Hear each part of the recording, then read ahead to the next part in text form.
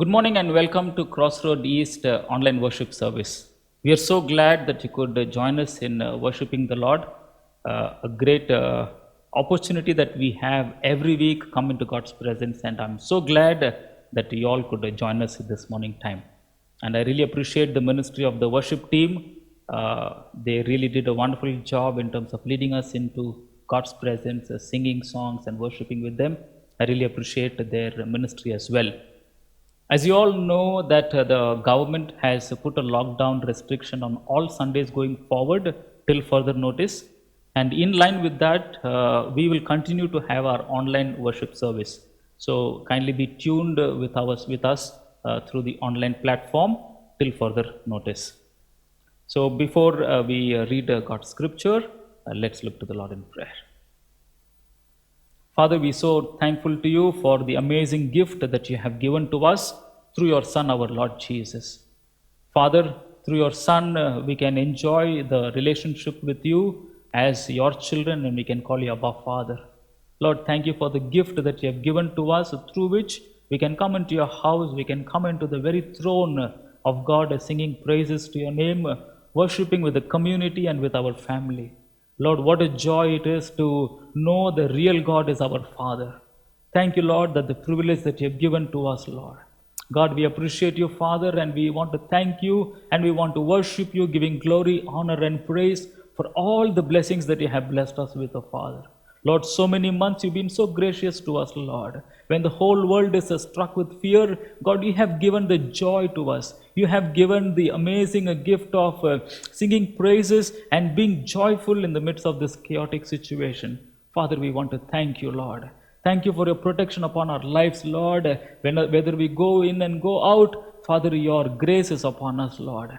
Like a hen, Lord, covering the chicken, God, you cover with us, Lord. Under your wings we find refuge, and we are so grateful to you for that, Lord.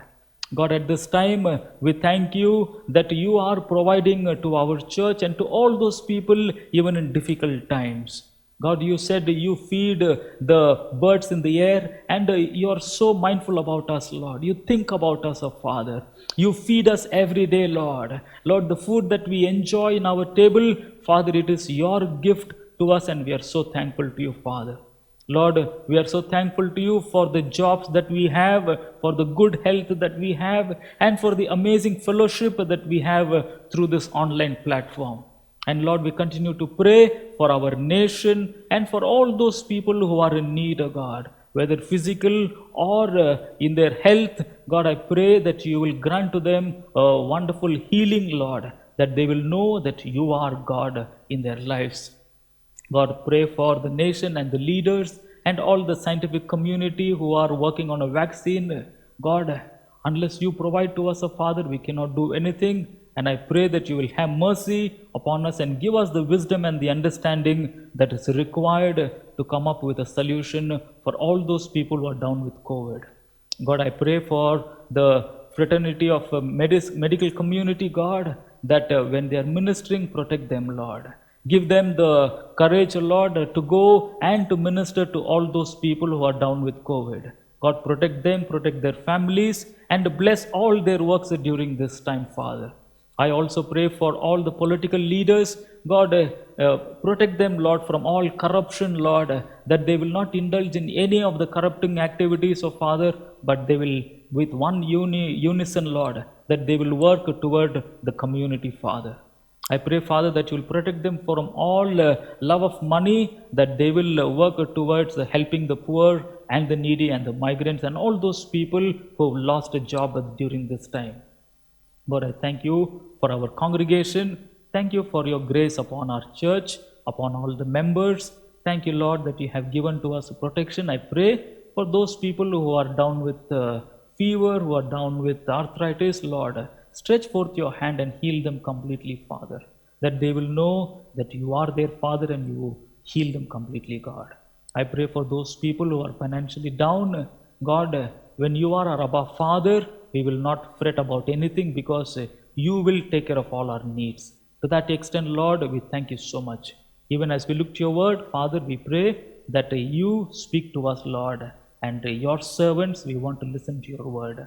God, Help us, Lord, that we may change our hearts at the end of our listening to your word. Be with us, Father, and help me, Lord, as I preach your word, that I may preach with much conviction in my heart, with the power of the Holy Spirit, and with much clarity. May your name be glorified and exalted. In Jesus' name we pray. Amen. Amen. Amen. Turn your Bibles to the book of Acts, chapter 17, verse 1 to 10. The reading for this morning is taken from the book of Acts, chapter 17, verse 1 to 10. Let me read for all of us. Now, when they had passed through Amphipolis and Apollonia, they came to Thessalonica, where there was a synagogue of the Jews. And Paul went in as was his custom, and on 3 Sabbath days he reasoned with them from the scriptures, explaining and proving that it was necessary for the church, for the Christ to suffer and to rise from the dead, and saying, "This Jesus, whom I proclaim to you, is the Christ." And some of them were persuaded and joined Paul and Silas, as did a great many of the devout Greeks and not a few of the leading women. But the Jews were jealous, and taking some wicked men of the rabble, they formed a mob, set the city in an uproar, and attacked the house of Jason, seeking to bring them out to the crowd.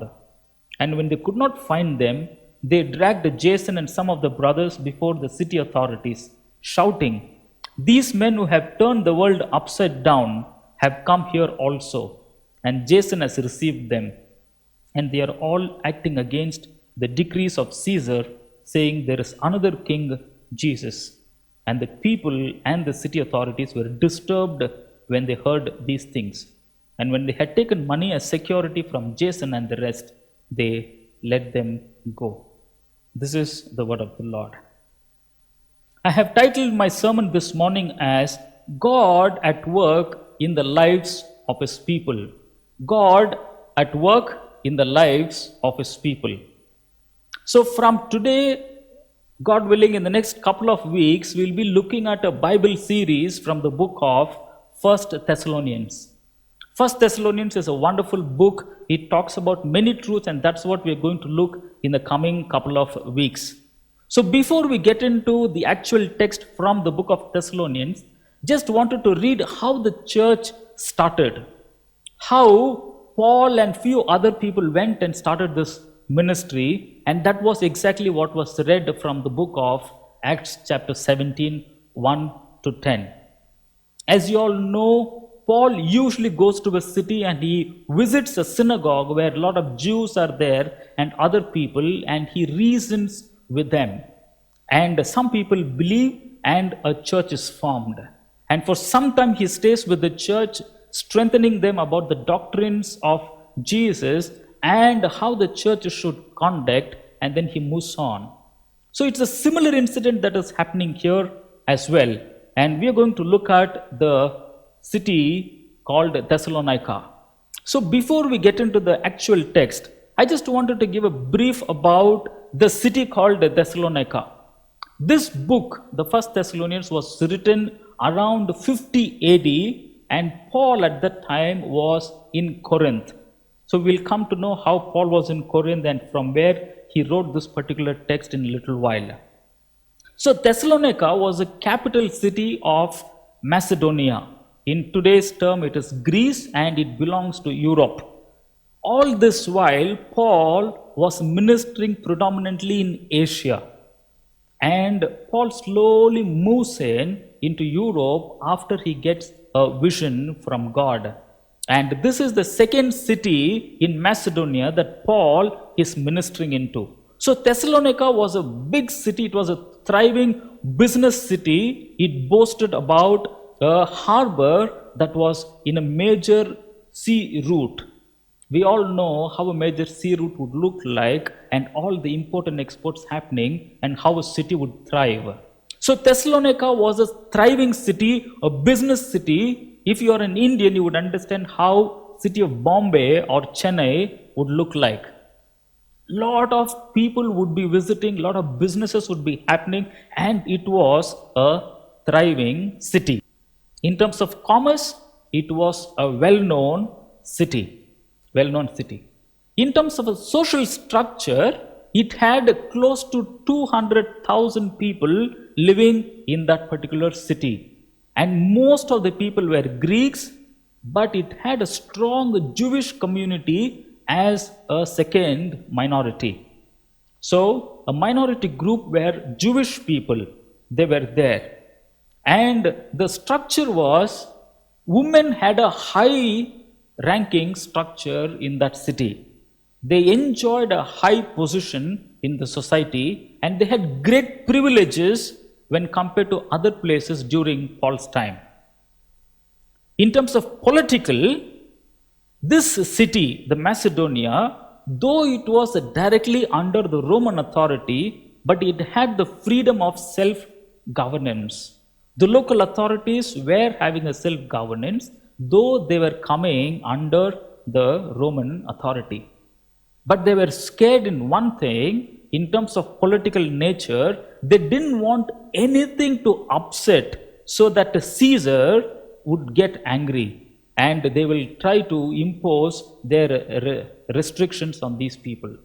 So they were very mindful about any group that talks about any other king other than Caesar, that is the Roman emperor. And that is one of the reason the whole city gets upset when the charges on Paul was they proclaim Jesus who is king, who is Lord. Immediately the whole city is upset because politically they did not want any problem with the Roman government. So they were self-governing people. Now the city of Thessalonica, in terms of religious aspect, they had a deity called Cabiri. And the deity Cabiri had lot of sexual connotations. The city was very evil, and all the religious practices around this deity was a kind of a licentious sexual living. It thrived on sexual immorality under the name called religion to the deity called Cabiri. So it was a big temple, lot of these evil, immoral living was happening, but the people were thinking that they were doing service to the deity by indulging in sexual immorality. They thought it was okay, it was fine to get into the temple prostitution. They thought by doing that one, they are pleasing their deity called Cabiri. And as I said earlier, it had a strong Jewish minority in that particular province. And it is worthy to note, in Second World War, 60,000 Jewish people were captured from here by the then German army, and they were exterminated from this place. So just to give a little background about the religious, the social and the commerce, this city was a thriving city. Thriving city, it was in the Europe, and all this while only in Asia the gospel proclamation was happening. Now let's look at the text that was read to us, that how a group of people along with Paul get into the Thessalonica city. As we read, just to give a little summary, that Paul, Silas, Timothy and Luke, most probably all these four people go into the city after giving directions from God to get into the city. So they go into a synagogue. They go into a synagogue, and if you have your Bibles, turn with me to Acts chapter 17. Now they went into that place where there was a synagogue for the Jews. As was Paul's custom, he goes into the synagogue, he preaches that Christ, Jesus is Christ. For 3 Sabbath days, he reasoned with them. When it says he reasoned with them, he explains the logic behind why this Jesus had to suffer, die, and to rise from the dead, and why this Jesus is Messiah, or this Jesus is Christ. If you're wondering what is this Jesus and Christ, Jesus is a name that is given to Jesus. The Christ signifies a title called Messiah. So his name is Jesus, But if Jesus is Messiah, then he will be called Jesus Christ. So Paul says, this Jesus whom I preach is Messiah or is Christ. So they were indulging with kind of a discussion, and Paul is almost convincing them, saying that, hey, he is Messiah. He is called to suffer, to die, and to rise from the dead. If you're looking from a Jewish perspective, the Jews believed anybody who is hung on the tree is cursed man. And they thought Jesus is a cursed man. But Paul here is telling, hey, Jesus is not cursed, he is the Messiah. So they tried to reason. Most probably they took from Isaiah chapter 52 and 53, and more likely Psalm 22 as well. Paul would have used all the scriptures to say that Christ should suffer. Messiah should suffer, and not only suffering, he will rise from the dead, and this proves that Jesus is Christ. Look at verse 3, the later part. This Jesus whom I proclaim to you is the Christ. And because of this, some were persuaded. Who were the initial converts? The initial converts were great many of the devout Greeks. That was the first group. Jewish people, okay? Many Jewish people were there. They accepted, they were persuaded. And many devout Greeks also were persuaded. And some of the leading women. The leading woman is most likely the wives of prominent men in the city. So all these three groups accept the gospel, and slowly there is a church that is formed. Most likely they met in house, probably the house of Jason. The church now starts to grow. It's a very short period, 3 Sabbaths, he reasoned with them, and the church is formed, and it is not even close to a month and a half, persecution starts. The enemies of the gospel, they try to trouble Paul and his ministry. And if you are wondering who are these enemies are not Gentiles. These enemies are not those people who did not know God. No, the enemies are none other than Jews themselves. Jews get jealous.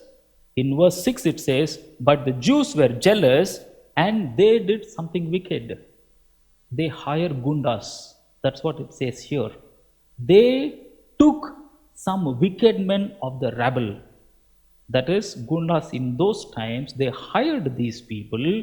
They put a kind of a riot. They formed a mob and they made the city in an uproar and attacked the house of Jason. So immediately we see here, wherever Paul goes, the persecution follows him. He is being persecuted.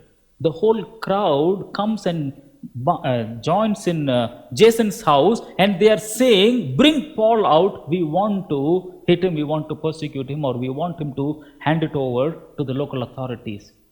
Paul had to live overnight. Escape the city. Paul, Silas, and Timothy, all three move out overnight. So the city in the church in Thessalonica was a initial formed church. Paul was not there for a long time. He could not spend more time in terms of giving a lot of teaching to them. He was there for a short while, he had to escape, and now they moved to Berea. From Berea, he moves to Athens. That's what you will read the whole of chapter 17. Now, while he is in Berea, Timothy and Silas are being sent by Paul to go to Thessalonica so that they will know how this church is doing. Paul could not come here because they took a security. They took a security from Jason that Paul should not visit the city. As much as Paul wanted, but Jason is in problem, so Paul does not visit here. He sends Timothy and Silas back to this place while he goes to Athens and then to Corinth. So while in Corinth, these two people, Silas and Timothy, go to Paul to give an update about how this church is happening. That is where Paul writes 1 Thessalonians.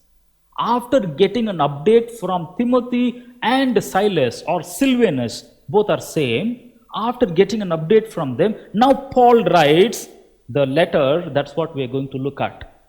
So Paul now writes this letter. So if you have your Bibles, turn with me to 1 Thessalonians and let me read first 5 verses, and that's what we're going to look at today. So let me read for all of us. 1 Thessalonians chapter 1, verse 1 to 5. Paul, Silvanus, and Timothy, to the church of the Thessalonians in God the Father and the Lord Jesus Christ. Grace to you and peace. We give thanks to God always for all of you, constantly mentioning you in our prayers, remembering before our God and Father of your faith, of your work of faith, and labor of love and steadfastness of hope in our Lord Jesus Christ. For we know, brothers, loved by God, that He has chosen you, because our gospel came to you not only in word, but also in power and in the Holy Spirit and with full conviction. In verse 1 it says, Paul, Silvanus, that is Silas, and Timothy, all three people in unison join and write this letter. And how do we concur? You read the whole of this book, it is mostly written in we, us, ours, the kind of a pronoun Paul uses. Otherwise, Paul, he usually uses I most of the times when he is writing a personal letter. That is where Paul is the only author. But here, other co-authors are there, Silvanus and Timothy, all right. And this is what it says, that to the church of Thessalonians in God the Father and the Lord Jesus Christ, grace to you and peace. And the text that was read, there are so many things, but I just want to concentrate on one thing for this Sunday, and most likely next couple of weeks we look at in depth as other scriptures portions as well. So the point that I want to mention here is, Paul, he is talking while he is thanksgiving that, hey, I really thank you for the acceptance of the gospel that you had. But Paul also mentions, remember, it was God who was at work in the lives of this church. That is what the sermon title, I've titled my message as God at work in the lives of His people. Let's look at verse 4. Verse 4 it says, for we know, brothers, loved by God, that He has chosen you. Look at God, for example. Now Paul very clearly he says, hey, I want you to understand, though we came and ministered to you, it was God who loved you first. It was God who chose you first. So I would give the first point as God at work before the foundations of the world. God is at work. God is at work. We saw how the church was formed. That is maybe in AD 49. And Paul writes this letter after a year or two, maybe around 50. But the call of God, the love of God goes back before the foundations of the world. God is at work. And how God is at work? God loved us. Brothers, you are loved by God. That is what Paul says here. It is very, very difficult for us to understand this concept. Before the foundations of the world, how God could choose us. Before the foundations of the world, before even Eden garden should come, before even Adam and Eve could come, how could God conceive? How could God choose me? How could God love me? It is very difficult to understand, but the scripture says, before the foundations of the world, before you were born in your mother's womb, before the bones and the nerves came together, I chose you, I called you by your name. That's what God says. It is very difficult to understand, but we know that God, He is not restrained by time. He knows the past, He knows the present, He knows the future, He knows the end from the beginning. He knows everything. And in His sovereign wisdom, God says, hey, I was working before the foundations of the world. And if you are thinking, what is the criteria that He loved us? It really amazes me. There is no criteria. It's unconditional. It's unconditional. Would God not know that you sinned? Of course He knows you would sin. You would sin. You and I would sin. Would God not know that we would do so many things that dishonor Him? Of course He does. But that is where God loves in an unconditional manner. Unconditional manner. And this particular title that God is at work in our lives, as I was preparing, there was so much of thankfulness to God. God, thank you so much that you loved me. Before even I could come into this world, knowing that I'll be a sinner, you loved me so much. And that is God, an unconditional love from God. Hallelujah. What a joy it is. What a joy. In verse 5, before the foundation, it says that He chose us. And in some other place, He says He chose us in Jesus Christ. In Christ Jesus. He chose us. Not only He loved us, but He also chose us. If you're wondering, okay, I know about this, God chose me, big deal. Let me just illustrate a small example. Often that is, who did not have a mother or father, he was adopted. That child was bullied in his class by his friends. Why? They all bullied him, saying that you're an orphan, you don't know who your true father is. We know our true father and mother, we are so happy, you don't know who your true father is.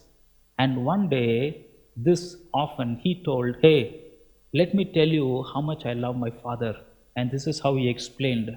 Your father, your physical father, he loved you because you were the only one who came out of the womb. He loved you. But my father, he came to the community center where there were hundreds of babies. He chose me from many. He chose me. I'm special to my father. He chose me specially, and now I can know that my father chose me from many people. There were so many people, but my father chose me, and I love my father very much. I want to tell the same thing. The truth that Paul is telling here is, from the many thousands, God chose this church. God chose this people. When Paul was preaching, many people heard the gospel in the synagogue. There were many Jews, no doubt about it, intelligent Jews, very pious people, so many people were there, but God chose a few elect people. It is the same thing with you and me today. Why God did not choose your neighbor? Why God chose you than your other intelligent friend or the other pious people in your group? God loves us. We can't understand why God chose us, but we can just take comfort and joy saying that, God, I thank you that you chose me from many people. In the Old Testament, God is very clear. I chose Jacob. I hated Esau. Two people were there from Isaac, Esau and Jacob. God chose Jacob, and out of Jacob comes a nation, Israel. God chose Jacob. God did not choose Esau. Why? We don't know, but we know one thing. God has a reason, and out of His grace, the unconditional grace, He chose us. He chose us that we'll become His children. And Paul wants to say, hey, church at Thessalonica, know that you have been chosen before the foundations of the world. Before even we could come and minister to you, you are a chosen people. You are chosen by God Himself, and that gives an immense joy, not only to the church at Thessalonica, even to us today. Even to us today.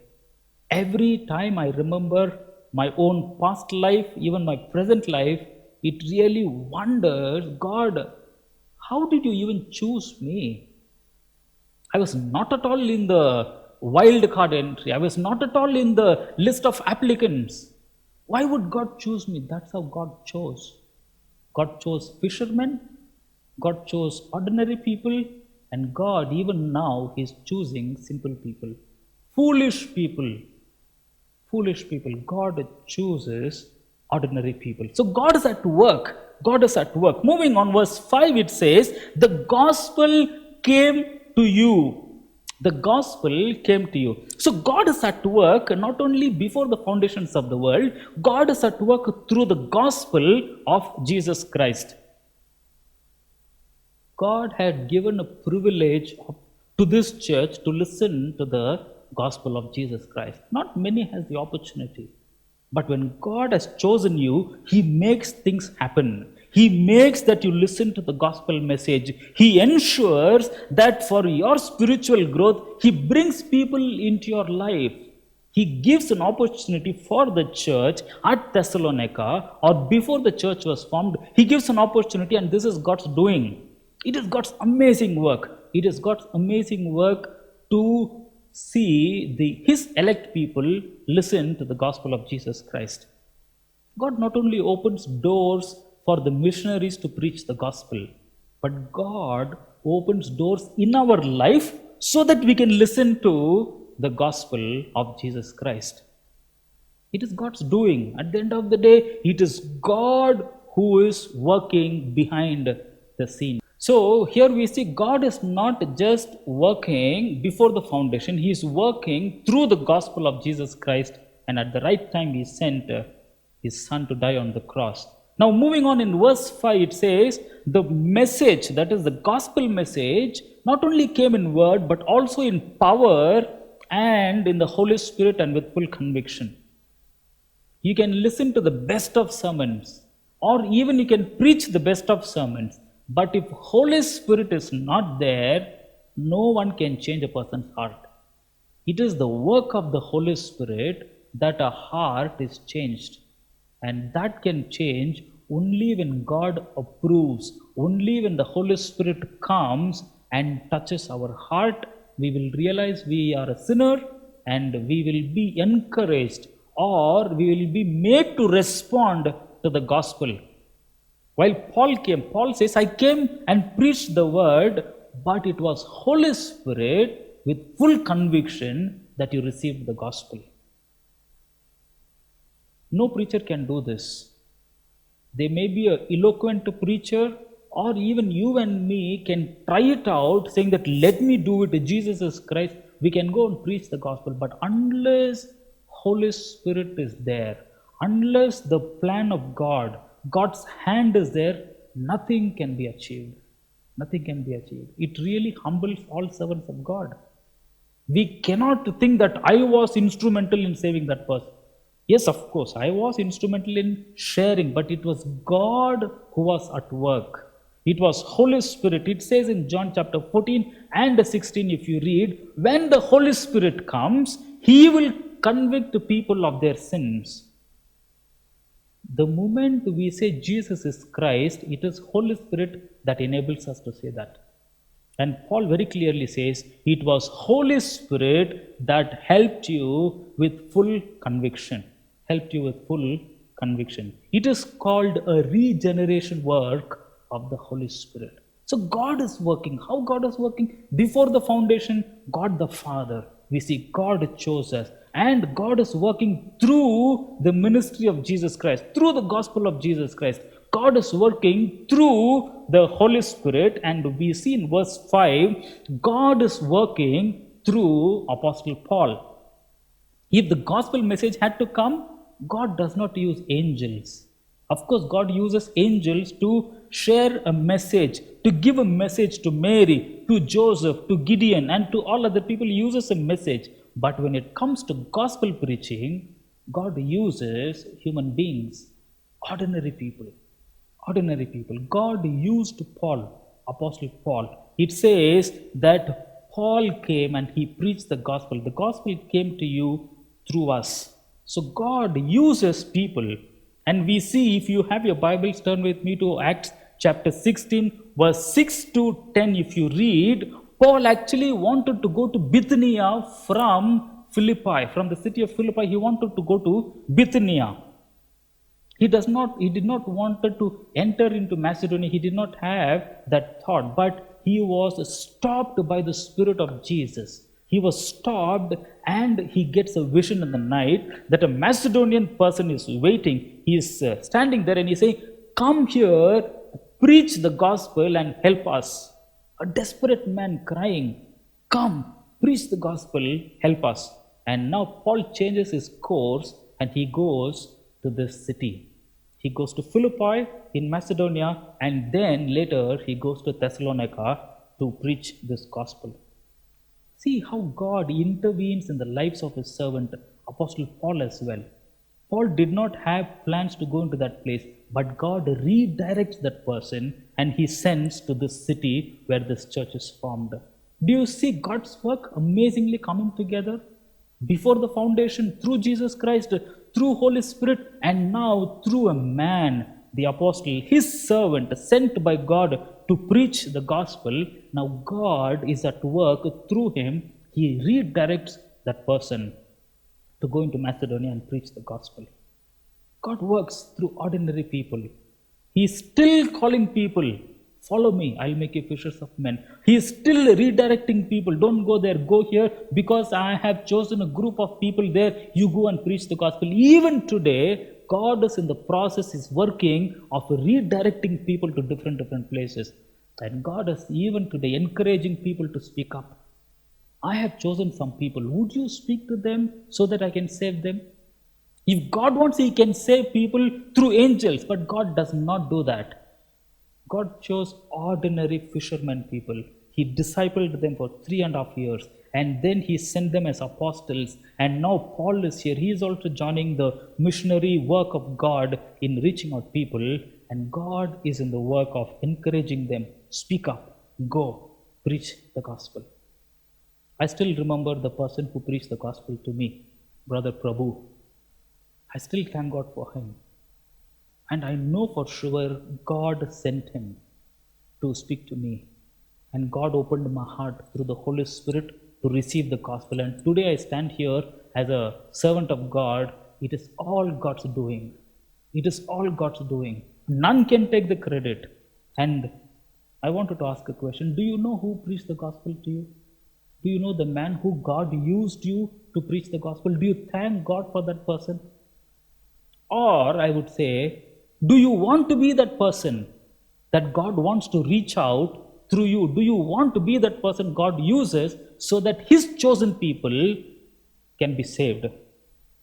Do we recognize that? God is behind us in sending and changing our direction. Even today, God changes our course. You go there. He prompts us within, preach the gospel. He prompts us, go there. He redirects our path, go and preach the gospel to that place. Everything is God work. So, after looking at how the church was formed in a short and then first 5 verses, what does it mean for us today? If we say God is at work, so what does it mean? What's in it for me? I want to talk 4 things and then close. All things work together for our good. If God is working, if God is at work, the comfort that I have is everything works together for my good. Sometimes the path may be a little painful, but no, it is for our good. It is something like a small kiddo, 3 years old, and he sees the doctor injecting his the injection, and he pains and he cries, and then he sees his mother giving money to the doctor, and this is what he complains. What a wretched mother my mom is. She took me to a place where this cruel guy injected me, and I saw mommy giving money so that he could inflict pain on me. How cruel my mother is. That's a child's understanding, but after many years, that child knows what his mother did was right. Sometimes God takes us to painful situations, but know one thing, if God is at work, He knows what He is doing. Everything, Romans 8:28 says, and we know that to them that love God, all things, not few things, not good things, not bad things, all things work together for good. Your company is not doing good, your company is doing good. I tell you, I guarantee you, that is in the hand of God. God chooses to work something here and there, but know one thing, it is for our good. It is for our good. Be it health-wise, be it financial-wise, be it whatever. In everything, know that everything works for our good. The second one, what's in it for me when God is at work? If He is for us, there is no need to fear about anything in life. Know one thing, we have eternal security. Our future is secure. God is there for us. What can come against us? Nothing can come against us. Even death cannot separate us from God. Even if God allows death, that is for my good. Even if God allows the ultimate death, that is for our good. So, my comfort is I need not fear about anything. Sickness, health, financially, I'm good, not good, whatever, I need not fear about anything in life. Romans 8:31 says, if God is for us, who can be against us? That was Paul's assurance that God is there for me, I need not worry about anything. And the third thing is, if God is at work, we can completely trust God because He is God. The amazing blessing that you and me have today is we are following a God who is actually true God. We are not following fantasies. We are not following, we don't know who our God is, but we still believe Him. No, it's not like that. You and me are so blessed people that we trust God because He is God. He can do anything. He can do miracles. He can change the course of the natural calamities. He can bring miracles in. He can talk to our owners. He can talk to anybody, change the heart of Pharaoh. Anything and everything is in His hands. The new government, the fall of a government, the coming of a new king, anything and everything. The economy is in His hands. Everything is in His hands, and we can completely trust that God. We can fall into His hands and say, God, I don't understand, but I trust You. I don't understand how things are happening. Maybe I'm not having Your mind, but one thing I know, I fall into Your hands. I trust You fully. God is at work. And the last one I want to say is, our past, our present, our future is fully secure in God. Are you worried about your future? Are you worried about your present life, the way the present life is going? You're not sure how your future will look like? Let me assure you, our past life, our sins, is buried in the deep oceans. Our present, God is taking care of. Our future of eternal life is fully secure. If you and me are loved by God, chosen by God, our eternal security of salvation, our eternal life is secure, fully secure. So there is nothing we need not worry about. Our past life, present life, our future is fully secure in God's hand. In God's hand. Hallelujah. So we have seen here from the first 5 verses how God is at work in the lives of His people. In your life, in my life, God is at work. God is at work. And let me give a takeaway.